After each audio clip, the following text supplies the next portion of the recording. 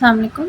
तो आज थोड़ा-सा मैं आपको डब्ल्यूएचओ सर्जिकल सेफ्टी चेकलिस्ट के बारे में बता देती हूँ। It is a tool which is developed by WHO to improve the safety of surgical procedures around the world. इसका पर्पस क्या है कि आप रिड्यूस कर सकें सर्जिकल कॉम्प्लिकेशंस को, डेथ को, कम्युनिकेशन और टीम वर्क को इन्हेंस कर सकें, सेफ्टी स्टेप्स को इंश्योर कर सकें और कोई स्टेप मिस ना हो जाए सर्जरी में।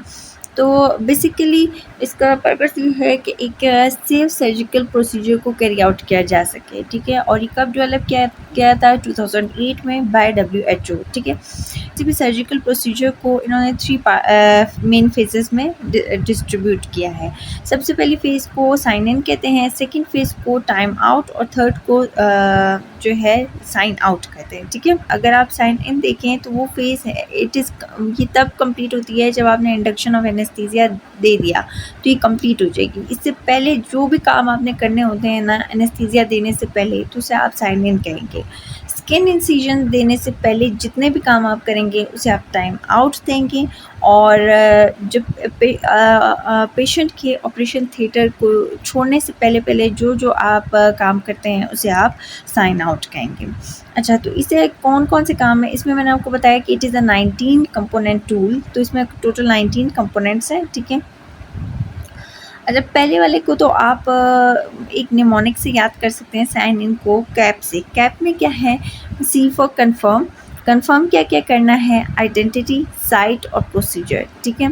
Then A for airway and anaesthesia, ठीक है। उसमें आपने एयरवे और एनेस्थीसिया को देख लें, ठीक है। और पी फॉर कैप में P for preparation for risk. Risk क्या-क्या देखेंगे आप? एलर्जी को और ब्लीडिंग को।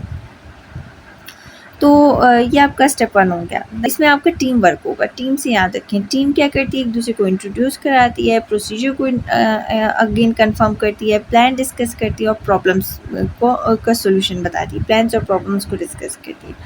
साइन आउट में आपने क्या करना है? Confirm the procedure. अभी आपने इसमें साइन करना है, ठीक है। को अपनी टीम से याद रखा और साइन आउट को अपने साइन से याद रखना है। साइन में क्या करना है?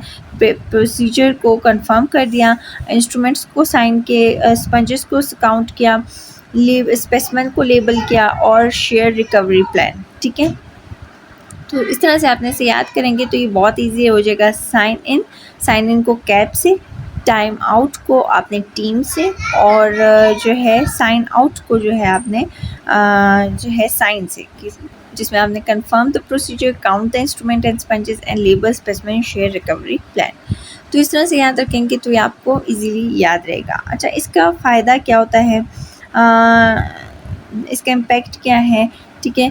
तो रिसर्च है शोन के the use of WHO surgical safety checklist can lead to up to 50% reduction in surgical complication and significant drop in post of death.